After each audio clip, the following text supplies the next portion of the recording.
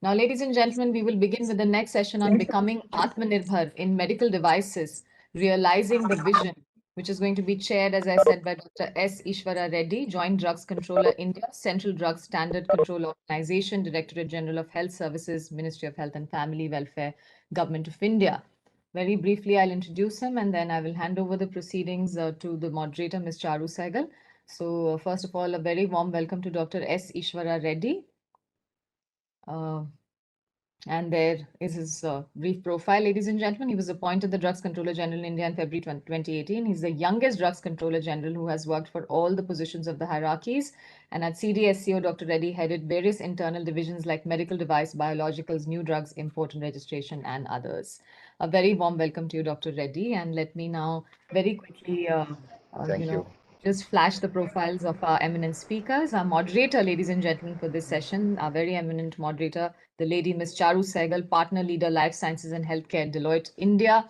And as you can see, she leads strategy and operations in the consulting practice and also is the leader for life sciences and healthcare sector. Welcome, ma'am. Then we have our experts, Mr. Anish Bafna, the CEO and MD of Healthium MedTech, and he's tasked with the responsibility of taking the company through transformational growth. Warm welcome to you, sir. We have Mr. Himanshu Bed, Managing Director, Poly Medicure Limited, ladies and gentlemen, and he is very passionate about doing business development inside and outside of the country and comes armed with 23 years of experience in manufacturing of disposable medical devices. Welcome, Mr. Bed.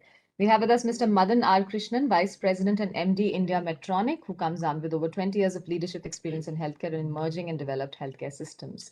So with that, very, very warm welcome to all of you. And let me now hand over the proceedings to our moderator, Ms. Charu Sehgal. Ma'am. Thank you. Thank you, Aishwarya. And very good afternoon to all of you. So we heard through the day how really the last year saw the life sciences healthcare sector really sort of pushed into the forefront, right? And we saw disruption, but on the back of disruption, we saw innovation. We saw businesses wiped out, but we also saw new opportunities emerge. It was a story of resilience and reimagination. And in terms of medical devices, which is a very critical link in the healthcare chain, we also saw a resurgence and focus on this sector. And as the world was battling with supply chain disruptions due to the lockdown, many countries and companies decided to sort of look at building a more resilient supply chains so that there would be reduced dependence on one geography or country. And India too, at that point, decided that this was an excellent opportunity to leverage and sort of build on our Make in India and Atmanirbhar Bharat story. And medical devices was one of the sectors that was selected for focus and incentivization. And not surprising, because 70% of our medical devices are still imported. So this session is really about discussing how do we really make that vision a reality. And we have, fortunately for me, pretty much all the stakeholders here. We have the government, we have MNCs represented, and we have an international global Indian company. So I'm really grateful to all of you. And what we will really talk about very briefly is, A, what is the state of play? B, what are some of the activities and actions that have been already sprung in action to both increase the growth opportunities for the existing players as well as attract new players? What are we doing about issues about our ecosystem on cost of raw materials or availability of components? Where are we on accreditation, quality, R&D? If we have to make in India for the world, we need to solve all of these. So to discuss that and more, I will now request Dr. Reddy, who, just if you could kick off the discussion with just giving us a small your thoughts really on how you felt the last year was for the life sciences healthcare sector, the government's perspective. A brief, and I'm sorry, I know we have only 35 minutes and lots to cover. So I would request all the speakers to stick to 3 to 4 minutes for every answer. Thank you. Dr. Reddy, over to you. Yeah, thank you, Charu. Thank you very much. I'm apology. I'm in the airport. My flight is at 5 o'clock, but already the boarding they have started. I thought I can be with you 4 to 4:30. I just I can spend only 10 minutes now because already final Thank you call is so going much. on. Okay. Thank you. So first of all, let me thank Nat Health for including such a wonderful topic session in their conference. This is really a need of our this conference, this topic. And as all of you know, especially healthcare sector playing very important role, and it is one of the key sector of the government of India. This is, you can see, it is reflected from the recent union budget, the more than 139% increase in the total allocation of financial outlay for the healthcare sector, and special emphasis also on the COVID vaccination. The government of India has taken a various series of measures for strengthen the healthcare sector in India, including pharmaceuticals, medical devices, diagnostic sector, electronic health, and even Ayushman Bharat. So coming specific to the medical device sector, this is one of the priority sector for the government. You may be knowing, government has constituted various committees to strengthen this particular medical device sector, including the highest authorities office is also is a part of all the discussions and for strengthening of medical device sector. But as you know, medical device plays very important role in day-to-day healthcare, and the government has recognized this. Uh, I think there is almost 50,000 crore worth of market it is. In IVD is almost 6,000 crore market size. But however, more than 80% of our requirements we are importing from other countries. But we have good strength in medical disposables, medical furniture, and medical hospital equipment. However, we are heavily depending on hospital equipments and medical instruments. The government is also, you may be knowing, 100% FDI is permitted for the both brownfield and greenfield. We also come up with the new regulations, but the, the regulator and the government are very serious about the strengthening and promoting the Atmanirbhar, the indigenous manufacturing of medical devices. But I'm sure in this session, these other participants will make excellent suggestions for further strengthening and further making Atmanirbhar in India. Over to you, Charu. Thank you so much, and we really appreciate your taking the time out from the airport. Really appreciate it. Thank you. Thank you. Himanshu, if I could come to you, can you share with us how things have shaped up in the last year, both in terms of the disruptions and the innovations, and what are some of the activities that you have seen on the ground, and any learnings you have which you feel we can use going forward to make to realize this dream. Thank you very much, Charu, and good afternoon, sir, for taking the time out and addressing us. So I think I'll go with the opportunities first. So I think India has shown the capability and the capacity to make products at a large scale in a short period of time. And I think we have an example for ventilators and PPEs and three, masks and even syringes or even test kits. So I think we have the capability and capacity. That was first thing which I saw as an opportunity. Second thing was funding was available. So there was a funding available from the government, from the banks, from the private sector to immediately fund the sector for quick recovery.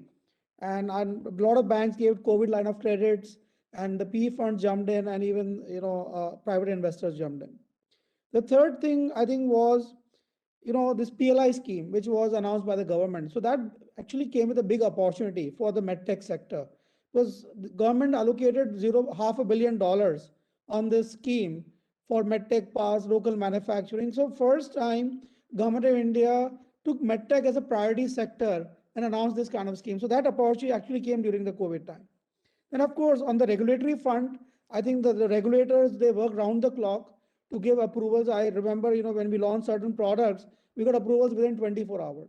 So first time I saw all Niti Aayog, DPIIT, MOH, CDSCO, DOP all working in tandem together to help the industry to come out of this crisis.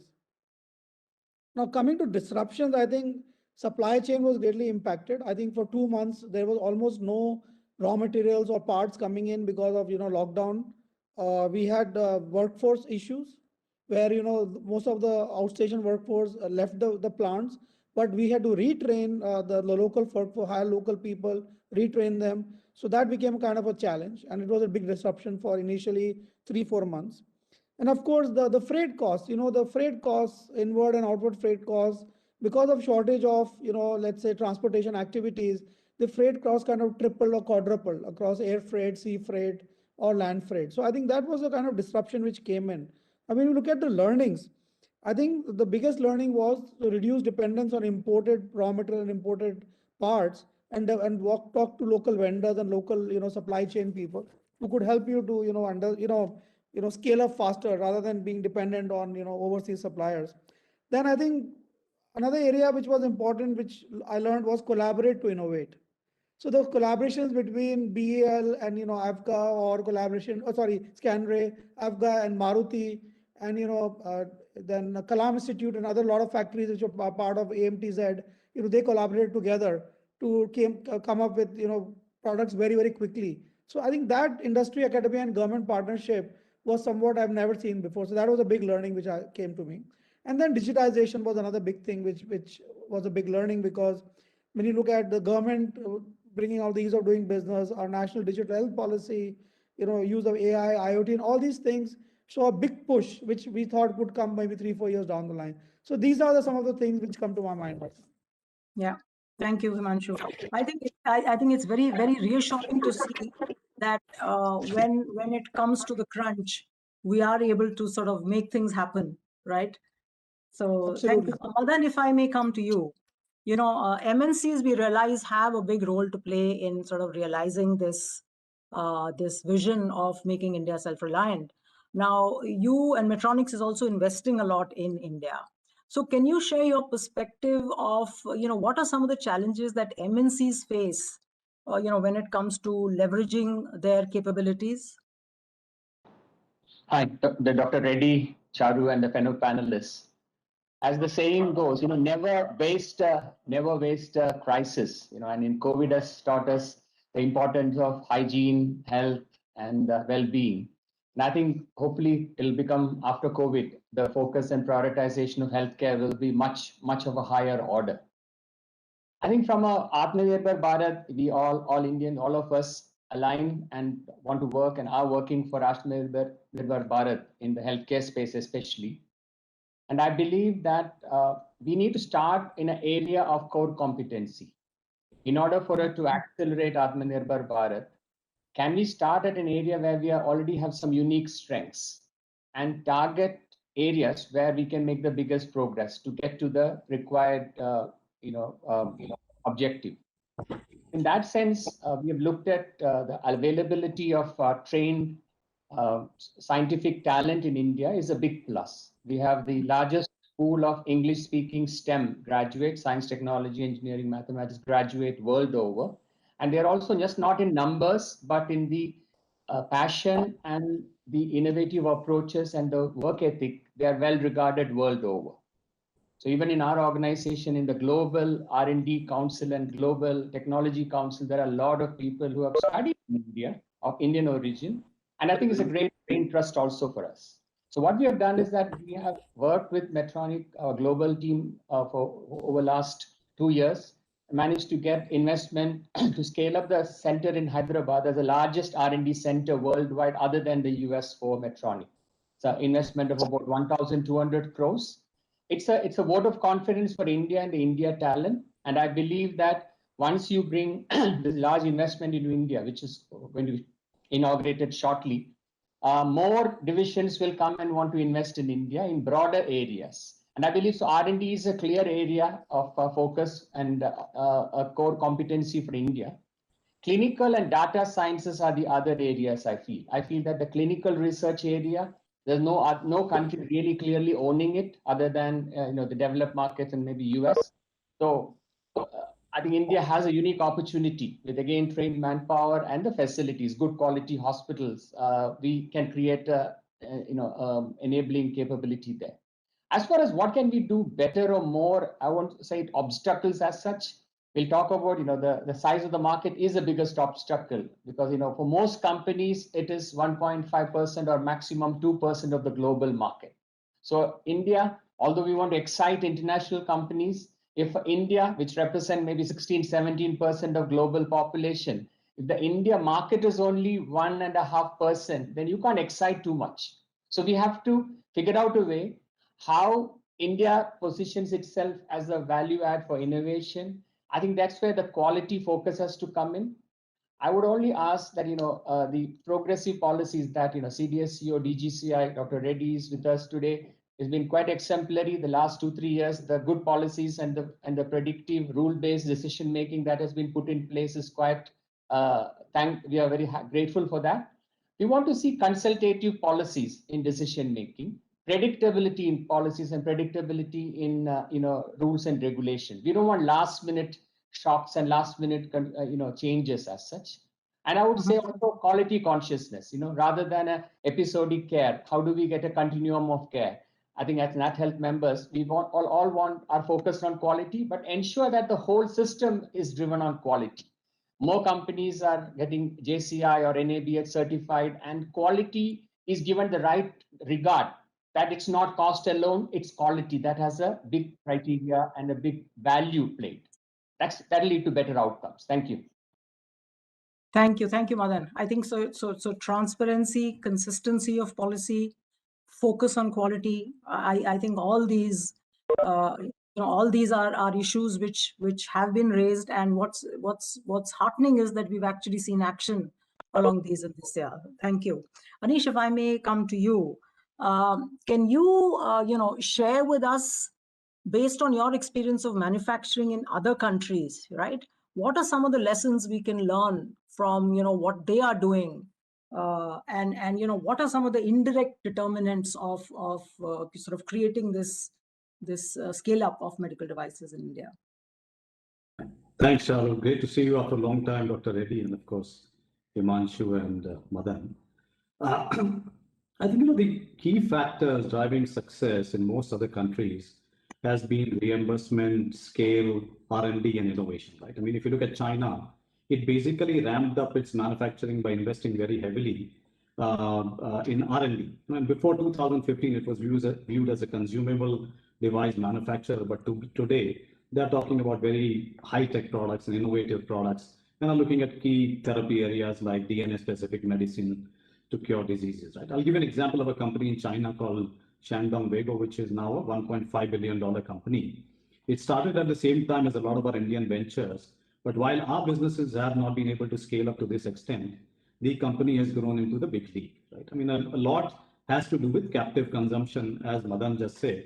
For a company like this, the exports contribute to only 20% of their sales even now. So the local revenues help them to funnel R&D spend, which in turn generates more product categories, economies of scale and growth, etc. And I think that is the ecosystem sort of we are veering towards out here in India.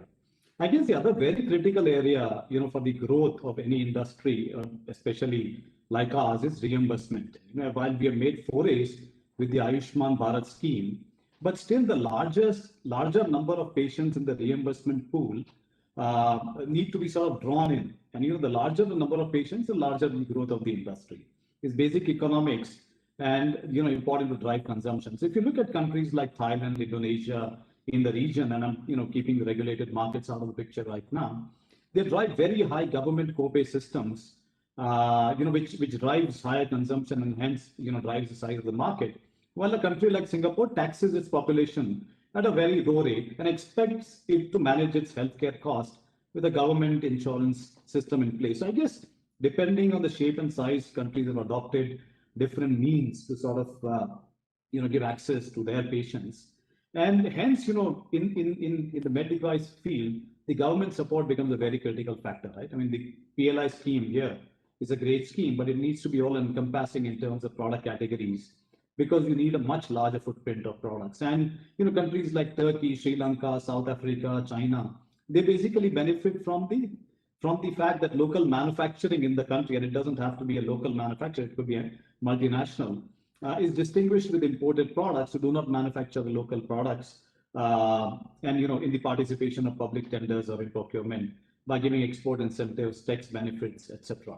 So I guess we in India are at the beginning of the sort of growth cycle, early days for us, but a lot of things that are happening right now are definitely going to change the shape and scale of the industry going forward. Thank you. Thank you, Anish. Dr. Reddy, are you still there? I want to just get Yeah, a couple of, just 5 minutes. I will leave now. yeah. I just need a Tell me, couple of Charu. minutes from you before you go. So since you were so closely engaged with the pharma story, is it possible to replicate the pharma story in med devices? And if so, your top 3 suggestions on what needs to be done. Charu, you may be knowing the pharmaceutical industry and medical device industry both are is completely different, whether it is developmental or whether it is conducting of clinical trials or innovation. But however, today what pharmaceutical industry is, because of various policies taken by the government of India to promote the domestic manufacturing, and also the public sector units like IDPLs, they help a lot, and regulator support, and above all, the way industry has a commitment towards the strengthening the pharmaceutical industry. It is really grown last 5 decades. So pharmaceutical industry not only taking care about our domestic requirement, it is also taking global requirements. So we have more than almost 3.5 lakh crore worth of the industry. But I am sure maybe in a couple of years, maybe in the next decade time, medical device industry will take over the pharmaceutical industry, will be much beyond, the size of medical device industry will be much beyond the pharmaceutical industry, because of the day-to-day requirement, the way innovation is happening. uh, I am sure it will one day it will go above the pharmaceutical industry. But to achieve that target, government, in a close consultation with the industry, taking the various policies, as the earlier speaker said, the Department of Pharmaceutical has come up with production linked incentive scheme, and also 4 medical device parks they are going to set up, and the government department DPIIT has also established medical device promotion council, mainly to promote innovation and to encourage the export. I'm also came to know that Department of Pharma is going to establish a innovation council. Thereby, the lot of financial support will be provided by the government to the medical industry for the innovation in India. But medical device industry, until unless it is back supported by R&D, then only that industry can survive. This is the one most important parameters we should understand. It is not like a pharmaceutical industry. The way you start, for example, production of paracetamol tablets. Last 100 years, you are producing paracetamol tablets. But in medical device industry, it is not like that. Today, what you have the particular device, the design, it will changes from time to time as per the user requirement. This is like our mobile phone. What we have a model of that particular mobile phone, after 3 years, 4 years, that model will get disappear. So the medical device industry will get successful only provided if that industry is back supported by the innovation. But individual companies may be very difficult to have their own innovation because of the scale of operations they are doing in India. So that's why government is coming up with the innovation promotion council, uh, through which they will provide the economic support, and also through national education institutions like NIPO. The government is going to set up a special courses in medical device area, and I am sure, like NIPER Ahmedabad, they already have a separate division of medical devices, and they are also supporting the innovation. Similarly, the DVT is also coming with a lot of various policies, and DIT is also they're supporting financially for the innovation. But I'm sure in the next coming years, the medical device industry as you said rightly, it is not only the repeat the pharma. I think it will be go much beyond that. Thank you, Thank you. Charu. And if you permit, Thank you so much. I will sign out because of, if you see, Yes. they are Yes. Thank you so much. they are just waiting for me. Thank you so much. I hope you saw the smiles on everyone's face when you said it will beat the pharma industry. Thank you. Sure, Thank you very much. I'm sure that. Thank you very much. Thank you very much, sir. Thank you. Thank you. Thank you. So we have maybe 5 to 7 minutes more.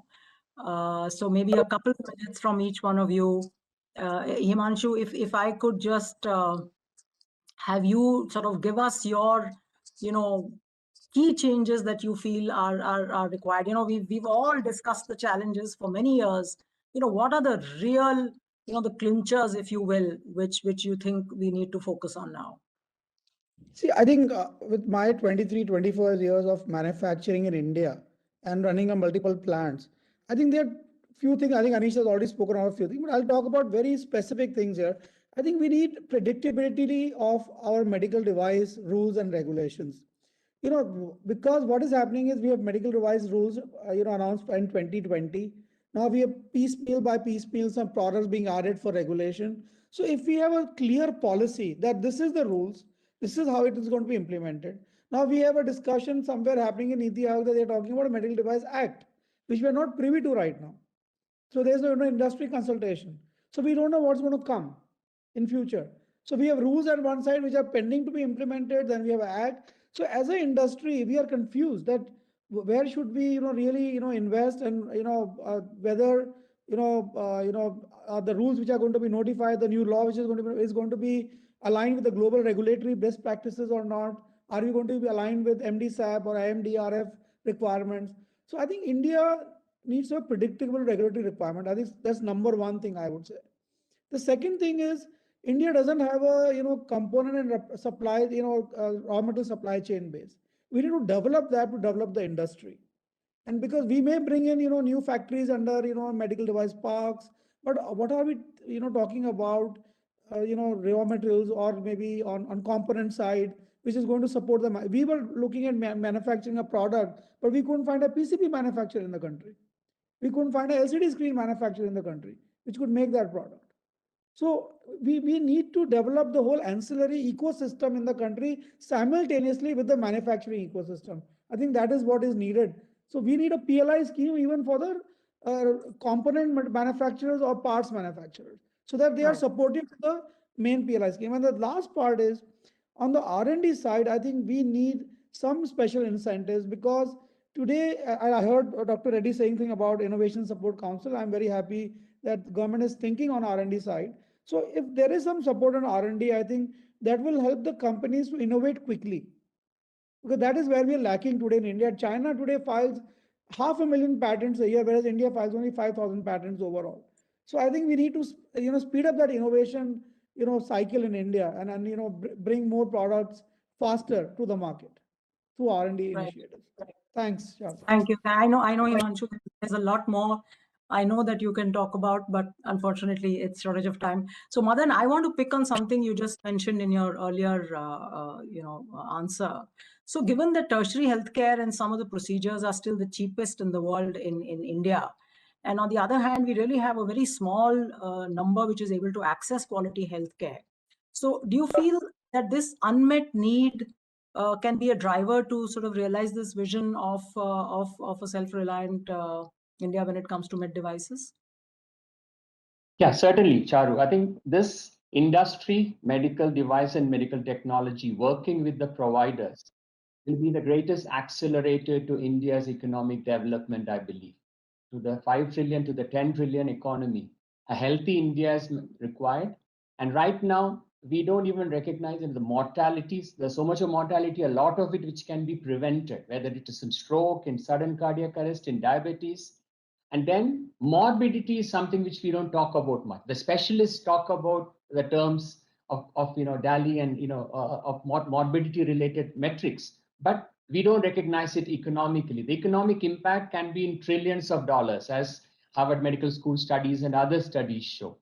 So why is it that the situation? First of all, I would say the awareness, access and access are much bigger issues than even affordability. So awareness, lack of awareness, which leads also in a way to lack of health-seeking behavior. COVID hopefully will help a continued upward trend in that. Most conditions are diagnosed too late or not even diagnosed, till it leads to a total, disability or death. So diagnosis, early diagnosis. I worked for 3 years in Korea, South Korea, an advanced country where everyone goes through a medical checkup every year. Secondly, the adoption of technology, minimally invasive technology in India is very low. It's 15 to 20%, whereas in Korea, it's close more than 90%. So in a country where our infrastructure, we are all aligned that our infrastructure is not adequate. And even the people who have made big investments are not able to treat it viably. The return on investment is not attractive enough. How do we address? We have to drive minimally invasive procedures, which makes the people much faster back into the workforce to be productive again, has less side effects, use of technology. And similarly, how do we ensure that, as Anish mentioned, the reimbursement schemes also need to be, realistic and viable for all the players involved? Because in NatHealth members, we have members of company who are JCI and NABH accredited companies who have good quality standards. But it's not a level competition. There are also providers who are reusing products left, right, and center, and it's not a level playing field. So you need to have quality consciousness and also viability of reimbursement prices. And the last one is that I said this is an accelerated industry. We are ready to provide transparency, ethical conduct, and quality in what we provide, from device manufacturers to providers. But I would also request, authorities, procurement authorities, government authorities, also to treat this industry like a MSME, that the payments are made in time. If you look at each of the organizations, whether it's hospital or medical devices, there are dues which are pending for 1 year, 2 years. For some frivolous reasons, things are held up for even 2 years or more. So we need to ensure that, like an MSME, we should say the dues are settled in 60 days. Only then the cycle will become much more progressive and virtuous. And I'm confident that more health-seeking behavior can be generated after COVID. We need to continue to invest to showcase the great work that hospitals are doing in India. They are not behind any even Western standards in terms of quality of people and delivery. We have the best products available in India. It's a virtuous industry, and let's celebrate and let's see how we can use it to drive the economy. Wonderful. Thank you. I know we have maybe just 2 or 3 minutes, Anish, if I may come to you. So India is often criticized, for being a knee-jerk in its reactions and its piecemeal solutions. So what in your would be a holistic strategy to make this vision a reality? I know it sounds like a complicated question, but if you can just break it down in 1 or 2 minutes, please. Yeah, I think the answer is simple. I guess the execution is where the devil lies in the detail. I think my answer will very much echo what Himanshu just said, that a mix of infrastructural support for innovation and policies that ensure the quality of Indian devices are manufactured to global standards, right? So how do you create a business environment that supports innovation and promotes a culture of startup? I was very impressed when Dr. Ishwar Reddy said that we are starting incubation centers or going to support incubation centers at the government level. But we have great startup culture, and this coupled with medtech parks supporting the wide array of medical devices with common infrastructure like testing facilities, suppliers of raw material, etc., can definitely give a push to the manufacturing side, right? Then one needs to understand the need for nurturing the ecosystem. Right? For example, there's one product that we want to manufacture.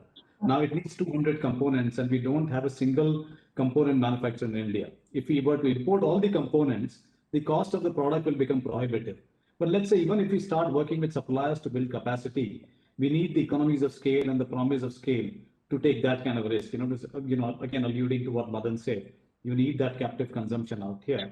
But I guess one very important part is the inculcation of the culture and infrastructure that supports manufacturing of devices that deliver to high norms of safety and quality, right? So, the need for us to have a far more stringent view when granting manufacturing licenses or approvals by harmonizing the local regulations to the well-established international standards, pushing up safety norms and stringent standards. Right? We've got so many, 3,000 plus manufacturers. The idea is that if the manufacturing standard is not of a certain quality, then how do you gain international support and hence make it a much larger industry?